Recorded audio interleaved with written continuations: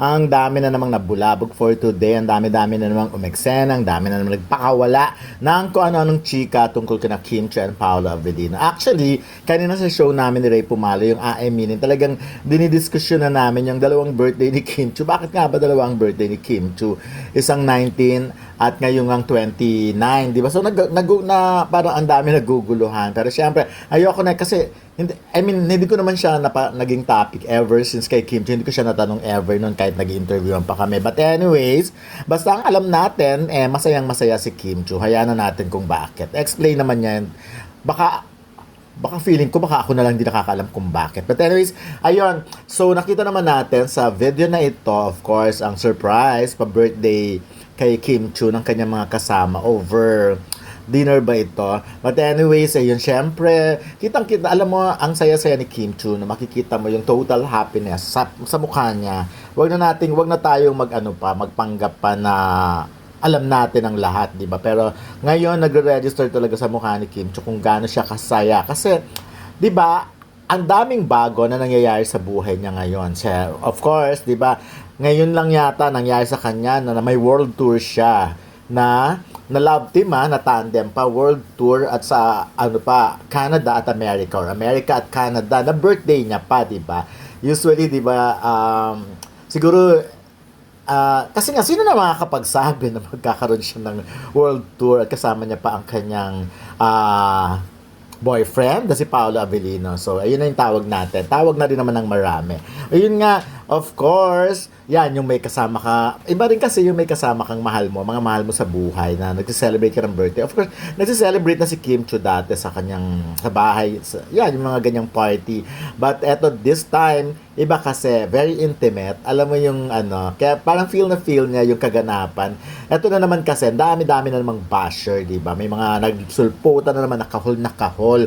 Talagang ayaw din na magpaawa. Si Kim Chu talaga yung tao. Well, ganun talaga pag malaking artista. Bawat kibok, bawat sabi, bawat may mangyayari, talagang nagre-react ang mga tao. Sa case ni Kim Chu, wala tayong magagawa. Ganyan talaga. Yung konting eksena sa buhay niya, ang dami nag-react. At which is, it's a good sign. For me, magandang senyales yun na marami nag-react. Kasi syempre, alam niyo bang mas mahirap naman yung walang nagre-react? Yung kahit na nag-birthday ka, sinurprise ka, tas dead mo lang ang mga tao. At yun na nga. But in this video kasi, of course, as usual, di ba? Si Paolo Avellino na naman yung binibira ng mga fans or ng mga basher, yun ang tawag natin sa kanila, or may mga troll na yan. Kasi nga, well, nakita naman natin, di ba? In this video, feeling nila hindi masaya si Paolo. Yung talagang ganyan lang siya. Pero kayo ba, nakita niyo na ba in person si Paolo? Yung expression niya, yan na yung pinakamasaya eh. Kasi si Paolo kasi, ang happiness niya, pag tinitignan mo siya, yung mata niya yung masaya. 'Di ba? Parang ganun lang yun. Pero in terms of yung facial features or yung pag-express ng happiness, parang it's not like that. Even before, kasi, di ba nakwento ko na nga for a short period of time na nagkaroon kami ng chance na makilala si Paolo. Pero yung host ng This Is It noon. Pero saglit lang, sa rehearsals or practice lang siya or nandun, pero after that wala na.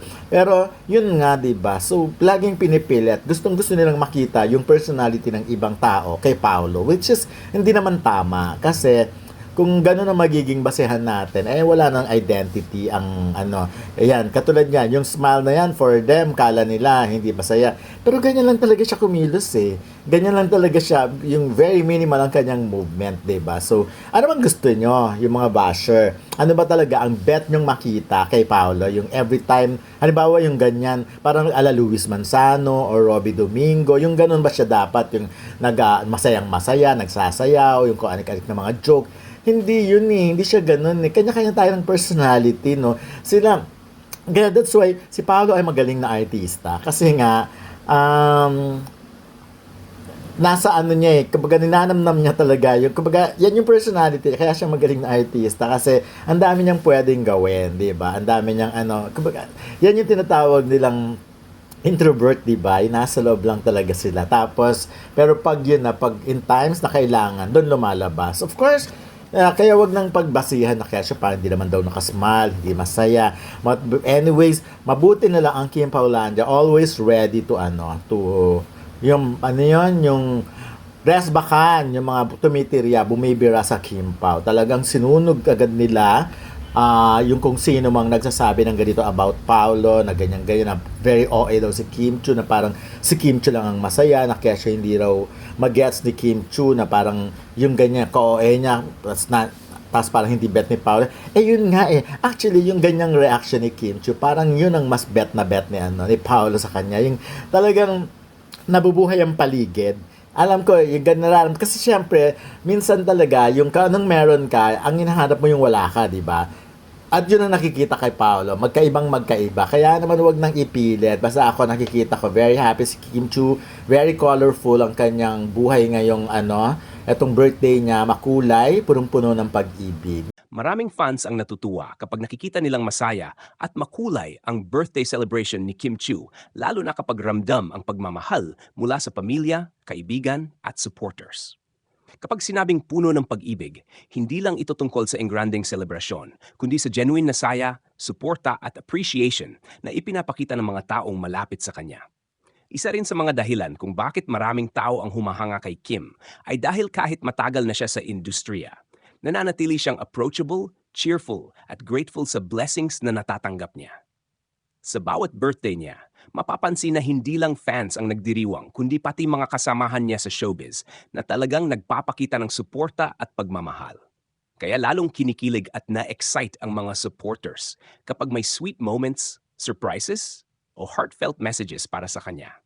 Bukod pa rito, nagiging espesyal din ang ganitong okasyon dahil parang celebration na rin ito ng journey niya, mula sa mga pagsubok hanggang sa mga achievements niya ngayon. Maraming fans ang nakaka-relate at inspired sa positivity at resilience niya, kaya bawat milestone ni Kim ay parang victory rin para sa mga taong sumusuporta sa kanya.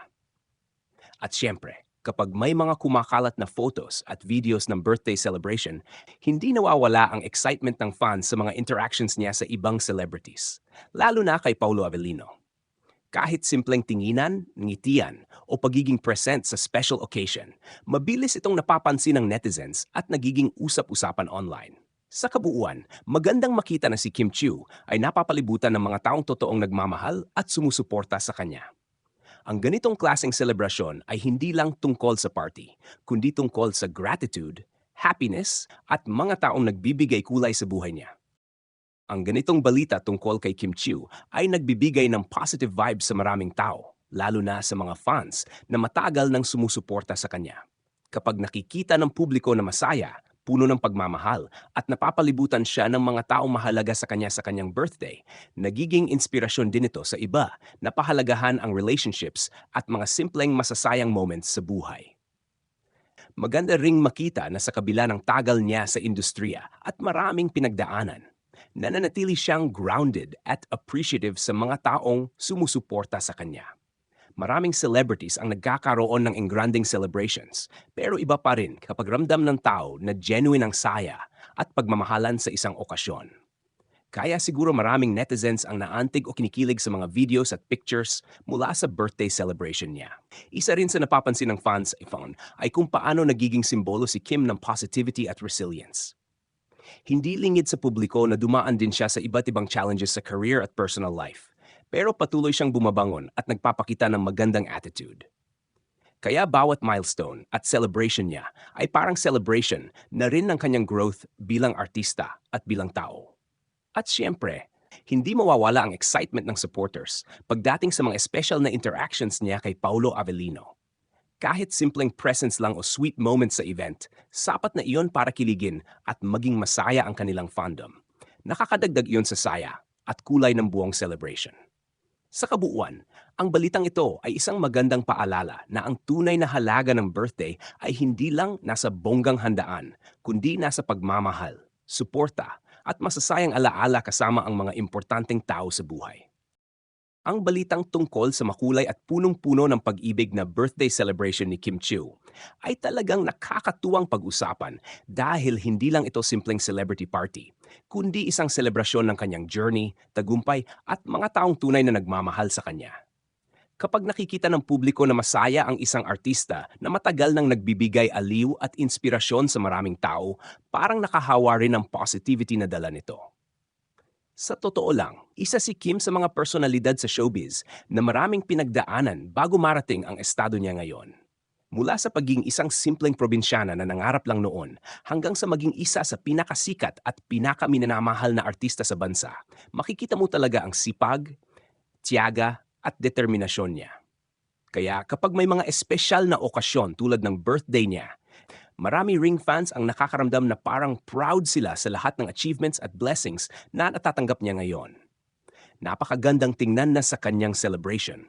Hindi lang karangyaan ang napapansin ng tao, kundi ang warmth at genuine happiness na makikita sa paligid niya. Makikita sa mga larawan at videos na maraming taong masayang kasama siya. Pamilya, malalapit na kaibigan, mga kasamahan sa industriya, at siyempre mga fans na walang sawang sumusuporta sa kanya. Iyon ang isa sa pinakamahalagang bagay sa buhay ng isang tao, ang mapaligiran ng totoong nagmamahal at sumusuporta sa iyo. Isa rin sa mga dahilan kung bakit maraming tao ang humahanga kay Kim Chiu ay dahil kahit sobrang successful na niya, nananatili siyang masayahin, humble, at appreciative. Hindi siya nawawala ng connection sa kanyang supporters. Marami ring nakaka-relate sa kanya dahil ipinapakita niya na kahit dumaan sa problema o pagsubok, posible pa ring ngumiti, bumangon, at magpatuloy sa buhay ng may positibong pananaw. Siyempre, hindi rin mawawala sa usapan ang kilig factor na dala ng mga moments niya kasama si Paulo Avellino. Sa bawat event na magkasama sila, natural na napapansin ng netizens ang chemistry nila. Kahit simpleng tinginan, ngitian o pagiging present sa espesyal na araw ni Kim, malaking bagay na iyon para sa fans ng kanilang tandem. Ang mga ganitong moments ang lalong nagpapasaya sa fandom dahil pakiramdam nila ay nakikita nila ang genuine comfort at closeness ng dalawa. Bukod sa entertainment value ng balita, may magandang mensahe rin itong dala. Ipinapakita nito kung gaano kahalaga ang gratitude at pag-appreciate sa mga tao sa paligid natin. Minsan kasi, sa sobrang busy ng buhay, nakakalimutan ng iba na ang tunay na saya ay hindi nasusukat sa laki ng handaan, kundi sa kalidad ng mga taong kasama mo. At sa birthday celebration ni Kim, parang malinaw na ipinakita na mas mahalaga ang pagmamahalan, suporta, at masasayang alaala kaysa anumang material na bagay. Nakakatuwa rin na maraming fans at netizens ang genuinely happy para sa kanya. Sa panahon ngayon na maraming negatibong balita online, refreshing makakita ng mga ganitong kwento na puno ng good vibes, appreciation at positivity. Kahit simpleng birthday celebration lang ito para sa iba, para naman sa supporters niya, isa itong reminder na may mga taong deserving talagang mahalin at suportahan dahil sa kabutihan at inspirasyong ibinibigay nila sa publiko. Sa kabuuan, ang birthday celebration ni Kim Chiu ay hindi lang naging makulay dahil sa decorations o party setup, kundi naging makulay dahil sa dami ng pagmamahal na ipinakita sa kanya.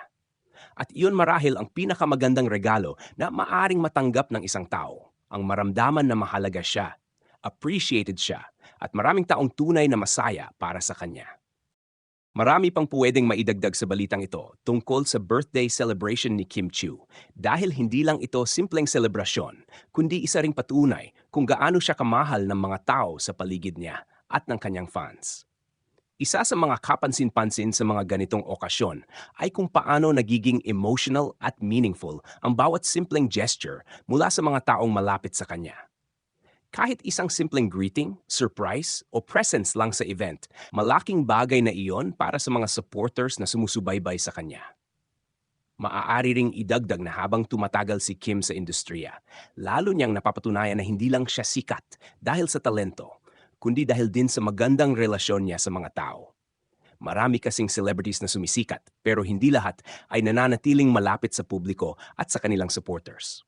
Kay Kim, ramdam ng fans ang pagiging genuine niya, kaya mas tumitibay ang suporta ng tao sa kanya sa pagdaan ng panahon. Isa pang interesting na bahagi ng balitang ito ay kung paano nagiging malaking event para sa fandom ang bawat special na okasyon niya. Kapag may birthday celebration si Kim, hindi lang pamilya at kaibigan ang excited, pati fans online ay nakikicelebrate rin. Nagiging trending ang photos, videos, at sweet interactions na nakikita sa event. Ipinapakita lang nito kung gaano kalakas ang connection niya sa kanyang audience. Siyempre, hindi rin nawawala ang curiosity at kilig ng fans tungkol sa samahan nila ni Paulo Avellino. Kahit walang direktang sinasabi minsan, sapat na ang mga simpleng moments para pag-usapan ng netizens.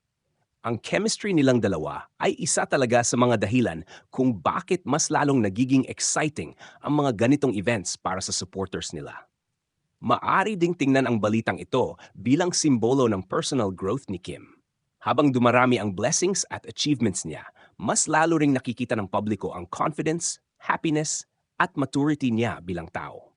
At para sa maraming fans, nakakatuwang makita na tila nasa magandang chapter siya ng kanyang buhay ngayon, career-wise man o personal life. Sa mas malalim na pananaw, ang ganitong klaseng balita ay nagpapaalala rin na mahalaga ang pagdiriwang ng buhay at pagpapahalaga sa mga taong kasama natin. Hindi kailangang sobrang enggrande palagi. Minsan, ang tunay na nagpapasaya sa isang celebration ay ang genuine love, laughter, at memories na nabubuo kasama ang mga importanteng tao. Kaya naman, maraming tao ang natuwa sa birthday celebration ni Kim Chiu dahil bukod sa pagiging visually colorful ng event, ramdam din ng publiko na emotionally meaningful ito para sa kanya at sa mga taong nagmamahal sa kanya.